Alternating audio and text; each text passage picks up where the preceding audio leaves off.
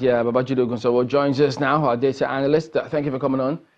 Well, the letter by him generating a lot of reactions at the moment. So you have been looking into not just the letter, but the letters of the former president. What did you find? There are a lot of things that the letters reveal, but I think there are three things I would like us to focus on today. The first is we'll need to look at the failure of analysis. What role does the failure of analysis play in managing terrorism? The second is we then look at the letters, and we'll also look at the implications of the content of the letter. And the third and final thing we'll look at is the patterns in terrorism. What do the patterns reveal, and how can Nigerians ensure that they also play a role in securing the country? Well, before we go into these three things, Chamberlain, why is agriculture, livestock and crop farming very important to Nigeria? And there are three reasons why. The first is the agricultural sector, measured by what the economists like to do, gross domestic product, GDP. The size of the agricultural sector in Nigeria is 27 trillion naira. But here's why this is important. There are four subsectors in agriculture. You've got crop farming, livestock, forestry, and fisheries. Crop farming and livestock contribute 96% to that 27 trillion value. In other words, when we talk about agriculture in Nigeria, we are really talking about crop farming and livestock. That's the first reason why this subject is important. The second reason is there are 70 million Nigerians today who have a job. Some of them part-time jobs, some of them full-time jobs. But out of this 70 million, half of them work in the agricultural sector. Half of Nigerians are employed in the agricultural sector. That's the second reason why this subject is important. The third, and the conclusion from the first two, shows that instability in crop farming and livestock production means that there will be fewer job opportunities. And if there are fewer job opportunities, then there's more crime. And if there's more crime, the probability that Ayo, Chamberlain, and I could someday be victims of an attack rises. So that's why the subject is important. I also talked about the failure of analysis and how we now need to, more than ever before, analyze things properly. Listen carefully to what I'm about to tell you. 3 decades ago, exactly 3 decades ago, 1989 in the United States, they had noticed that the level of crime, the level of robbery incidents was going through the roof. And the experts that they had called had even made a forecast that things will likely be getting worse. 1989 in the United States. But in the early 90s, something unusual happened. They noticed that the crime rate significantly dropped. And so the experts came and they all came to the round table and they said, oh, we could explain, even though we had made a forecast that things were going to get bad, we could explain why this trend had changed. And they started pointing to because there were better gun control laws, there were better policing, there was use of technology. But proper analysis of what had led to the significant drop in crime in the United States in the early 1990s showed that it wasn't really about the gun control laws or the policing. It was about a landmark judgment that happened in the United States in 1973. What had happened? In 1973 was when the United States legalized abortion. In other words, the criminals that were to be born in the early 1990s had been killed in 1973 and the years after.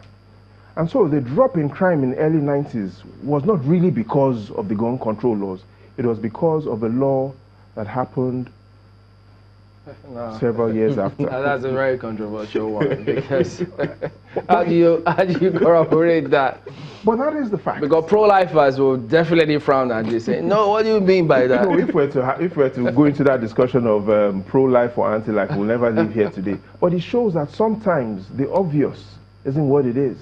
Now, in Nigeria's case, why is this important and why did I make that example? Boko Haram. Something significant happened in this country over 2 decades ago. Now, Chamberlain, listen to this. 1994 in Nigeria was the very first time that poverty rate crossed the 50% mark.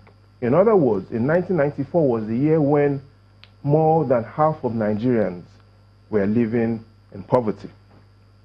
Now, the evidence we have today shows that two of the biggest indicators to track a child's future criminal behavior, two of the biggest indicators, what are they? The first, poverty. The second, children born into single-parent households. In other words, a child that is born in a poor family is likely than average to be involved in criminal behavior, or a child that is born in a single-parent home. And so in 1994, more than half of our families were poor. Here's what I mean. Even though Boko Haram started in 2002, Boko Haram was born in 1994. So what happened? Why were they under the radar from that time up until when they eventually started? Because don't forget, there are those who say, look, the killing of the leader by the police was what got them to the next phase. So how do we reconcile that? So let's look at the average age of those that are attacking today, the average age of the terrorist. So if you look at that average age of a terrorist, then it makes you to ask the question, when were they born? What was happening in the economy when these terrorists were born? And the evidence shows that most of these terrorists that are attacking today were born into homes that were poor and had single parents. Is that the way? Would you also, try to factor in the Mitatini riots of, say, 10, 15 years before this Boko Haram started? How do we factor that in? Because it seems like the philosophy of Boko Haram, dated back to the Mitatini years. Yes, the philosophy dated back to those years, but the intensity and frequency.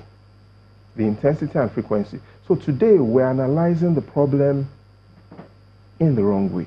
We're not looking at what challenges are we creating for families today and what will the future of Nigeria look like based on the challenges of today. So the challenges we face today were not really caused by policies that were implemented 3, 4, 5 years ago. They were because of things that were done 2, 3 decades ago. That's the first thing. The second now is what Nigerians have really been talking about in the last 48 hours. The letter of President Obasanjo. So let's look at a review of that letter. Because this is not the first one he's written. This is not the first, but the evidence suggests that Obasanjo and Buhari have been at loggerheads since 1985. Indeed, 2 weeks after Babangida took over, Obasanjo blamed Buhari. So this blame game isn't because of really what had happened. 2 weeks after the 1985 coup, he blamed Buhari. But here's what you find in the letter. We've seen 3 letters. The letter to Jonathan in 2013 had over 7,000 words. The letter to Buhari in 2018 had less than 4,000 words. And this letter has less than 2,000 words. In other words, Obasanjo's letters are getting shorter. So it means very soon we'll stop writing. Maybe we'll probably be seeing it on stick notes. Or text. Maybe text. Or tweets. But if we start having that discussion on why his letters getting shorter, we probably wouldn't make progress. Here's what people are really concerned about. Yes, the letters are getting significantly shorter, but it is to look at the content of that letter. And the evidence does suggest that if you look at the content of the letter, it is really not significantly different from his first letter or his second letter. In other words, this third letter really is for those that had either not read the first or second letter or had misplaced their letters. What is heavy and what sort of content and message is he talking about? Same thing in his previous letters. Nigeria, Obasanjo always likes using God. He talks about God in all his letters. Well, that ranks what? So in 2013, that was way he had used God 19 times. Again, we are seeing him use God in his letter last year. He talks about God again in this letter. But 3 things come out as major content in his letter. Nigeria, security, and Boko Haram have always been the major things he's been talking about. But something is significantly, or something comes out different this time around. His use of the word Fulani. Prior to now, in 2013, when he wrote that letter to Jonathan, he used the word Fulani only once. Now, we've seen him use the word Fulani 6 times. So in other words, if we're to summarize Obasanjo's letter, it's about Nigeria, it's about his God, it's about security, Boko Haram, and more than ever before, he's concerned about the tribe Fulani. Well, are these concerns real? Is there really an evidence to suggest that terrorism is colored in Fulani? And the evidence does show that terrorism really has no color. Terrorism has no religion either. Neither does terrorism have a tribe. Does the data suggest this? Yes, it does. Let's look at where do terrorists operate from. That's the first thing we should look at. Where do terrorists operate from? And if we look at the screenshot of where terrorists operate from, the global database of terrorism tells us that 14 countries account for 80% of the attacks based on terror. 14 countries. Is Nigeria among those 14 countries? Yes, we are. But top among those countries, Iraq, Afghanistan, India, we have Somalia as well there. So 14 countries account for 80% of all terrorist attacks globally. So the concern is, among all of these countries, some of them have no Fulanis. Some of them are in Asia, some are in Europe, some are in Africa. So terrorism does not have a location. Terrorism does not have a color. Terrorism does not have a tribe. But I see here that we rank higher than Syria, Yemen, Libya, Turkey. Yes, we are, That's in terms of attacks. So should Nigerians be concerned about security? Oh, yes, we should. Oh, yes, we should. But we should also be concerned that the evidence shows that terrorism really isn't Fulani. Terrorism isn't Yoruba, isn't Igbo. Terrorism has no color, has no location, and has more to it than we often think it is. Again, we need to analyze it properly. Which puts a question on the whole narrative about, the Fulanization and all of that. So the question is, we need to also look at, is there any evidence of Fulanization? Now that we've looked at where do terrorists operate, the second question, Chamberlain, is, what do the terrorists want? What do the terrorists want? And if we look at what do the terrorists want, do they want land? We've seen that terrorism operates in countries as small as Nepal that have less than 150,000 square kilometers of land. And you also have terrorism in India, a country that has over 3 million square kilometers of land. So if you look at that table carefully, we'll see that the terrorists operate everywhere. Small land, big land. Does terrorism favor religion? Oh yes, we've seen evidence that terrorism is strong, or there's a lot of terrorist attacks in countries that have a high Muslim majority. But the evidence also points to countries that are facing terrorism challenges even though they have significantly low Muslim populations. Nepal, Thailand, the Philippines, Nigeria. And so we've seen that the narrative that terrorism has a color is wrong. The narrative that terrorism is Islam or terrorism is Muslim is also not correct. The agenda of terrorism is simple, is evil. So let's not, because we're trying to find a solution to the problems of the nation, color terrorism as Fulanization or Islamization, because the evidence we've seen shows that terrorism occurs all around the world. It is concentrated in few countries, and indeed, these 14 countries that account for 80% of the terrorist attacks, some of them have significant Muslim populations, and some of them have significantly non-Muslim populations. But if we then bring it back to the terrorism attack in this republic, how have we fared? So let's look at the real gist, and that is, how have all the presidents performed when we look at terrorism? And The global database of terrorism is the world's most reliable database of terrorism. It is hosted by the University of Maryland under a special project called the Study of Terrorism and Responses to Terrorism. And if you look at terrorism based on the Fourth Republic in Nigeria, it also points out to the challenges we faced.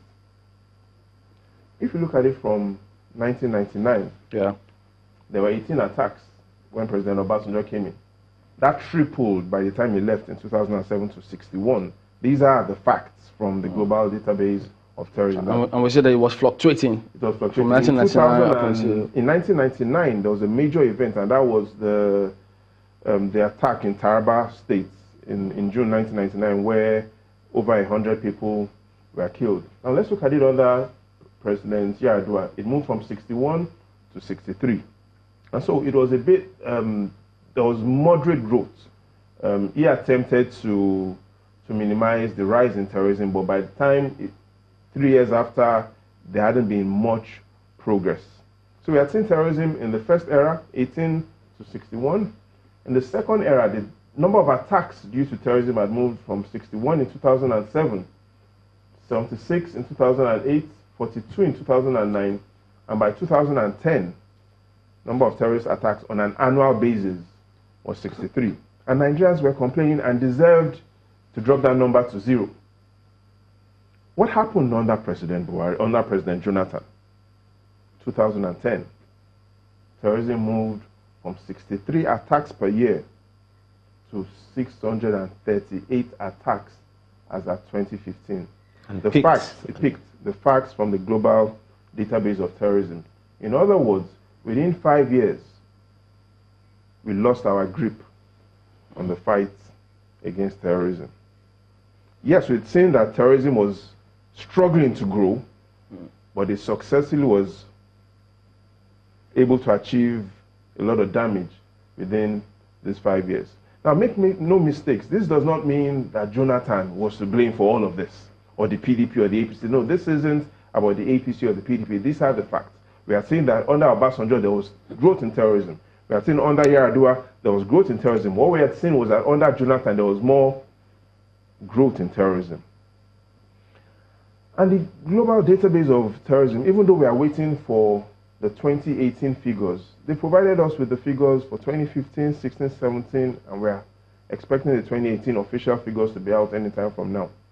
But based on their own figures, they show that there has been a slight reduction year on year. So 2015, 2016, 2017, the evidence from the global database of terrorism suggests and reveals that there's been a decline in the rate of terrorism. Yes, we've seen it move from 63 in 2010 to the peak in 2014 of 714. Can we move to the next slide, guys? So we've passed this one. In so 2014. Unless you want to give us more time on the show. And then we've seen 2 consecutive years of decline, 2015 to 2016, 2016 to 2017. Even though the 2018 numbers are not yet out, the concerns are that the 2018 official figures could be higher than 2017.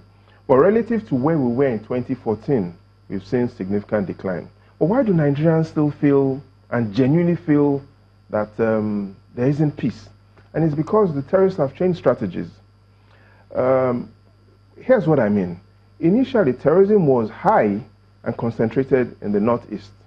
Now it is relatively lower, but it is more spread across the various geopolitical zones. And that's because the terrorists have changed strategy. The terrorists have realized that the government was gaining ground, that the government was winning. So, for instance, the terrorists initially would declare that they've taken over Bama. They will hoist their flags.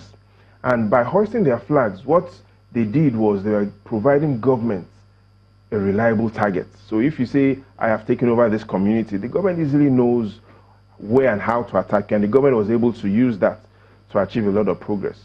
And that was a bad strategy for them, for the terrorists. And so what we see now is they've changed their strategies. They're no longer declaring where they are, and it's making it harder because this is really not a conventional warfare, it's a guerrilla warfare. They blow something up and they run. So the government now needs to realize that they also now need to rethink strategies to ensure that the progress that had been achieved in the last 2 years isn't reversed. What can be the solution to this? You know, popular Chinese philosopher Sun Tzu says it is better to outthink your opponent than to outfight him. So we need to outthink the terrorist. We need to always think like the terrorist and say to ourselves, what are they thinking? What are they up to?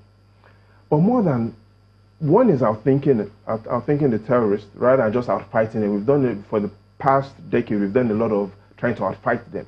We now need to outthink them. We need to use more of data analysis and pattern recognition to be able to predict what they will likely do and make it difficult for them to escape. So there's something called the escape route analysis.